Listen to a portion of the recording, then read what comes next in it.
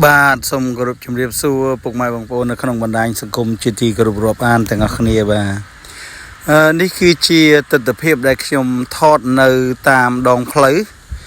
ដែលធ្វើដំណើរចេញអំពីអូសោមមកពុកម៉ែបងប្អូនបាទហើយសូមបញ្ជាក់បើកវងកញ្ចក់ពាក់ព័ន្ធជាមួយនឹងអូសោមនឹងតិចដែរបាទដើម្បីបានមកដល់អូសោមនេះគឺយើងទៅធ្វើដំណើរវាមានច្រើនផ្លូវប៉ុន្តែខ្ញុំចង់និយាយថាពីផ្លូវពោធិ៍សាត់ហ្នឹងទៅកាន់ប្រម៉ោយហើយបានចេញប្រម៉ោយទៅវាមានផ្លូវទៅគេហៅថាទៅភ្នំ1500ឬក៏អ្នកខ្លះទម្លាប់ហៅភ្នំ1500ឯអ្នកខ្លះទៀតមានហៅថាភ្នំ1050ចឹងនៅក្នុងនេះខ្ញុំបានឯកសារដែលមិត្តភ័ក្តិគាត់ធ្លាប់ប្រាប់ថាភ្នំហ្នឹងមិនមែន1500ទេគឺ1500មានន័យថាសរសេរលេខ1ហើយលេខ0លេខ0ហើយលេខ5តែម្ដងប៉ុន្តែទាំងខ្ញុំទាំងគេនឹងភាគច្រើនគឺតែងតែច្រឡំថាជាឈ្មោះភ្នំ1500ពីព្រោះភ្នំហ្នឹងវានៅទីនោះវាច្រើនមែនទែនបាទអញ្ចឹងខ្ញុំសូមបិទវងកញ្ចក់មកវិញបាទអញ្ចឹងបន្ទាប់ពីបានមកដល់អូសោមហើយនៅពេលដែលយើងធ្វើដំណើរចុះមកទៅគឺយើងធ្វើដំណើរចេញពីអូសោមហ្នឹងឆ្ពោះទៅកាន់ទីរួមខេត្តកោះកុងដែលមានចម្ងាយផ្លូវហ្នឹងទៅដល់ទីរួមខេត្តហ្នឹងបាទទៅដល់ផ្លូវជាតិមួយខ្ញុំក៏អត់សូវច្បាស់ដែរគេផ្លូវពីស្រែអំបិលទៅខេត្តកោះកុងហ្នឹងបាទអញ្ចឹងពីអូសោមហ្នឹងមកខ្ទង់វារៀង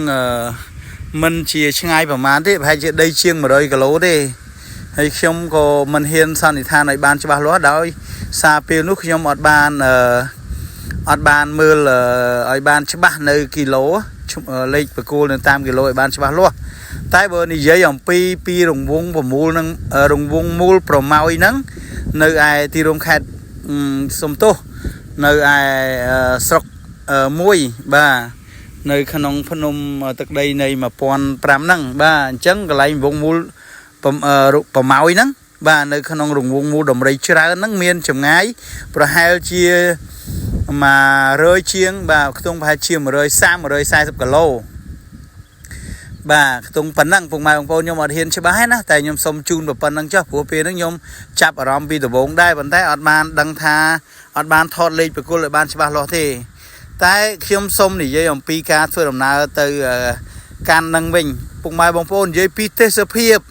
ស្រស់ស្អាតស្រស់ត្រកាលតែម្ដងពុកម៉ែបងប្អូនបាទគឺថាអស្ចារ្យមែនទែនធ្វើដំណើរឥឡូវហ្នឹងគឺថានៅខ្ចីលវក់តែម្ដងព្រោះវាខែវស្សាពុកម៉ែបងប្អូនបាទអញ្ចឹងនៅក្នុងខែវស្សានេះ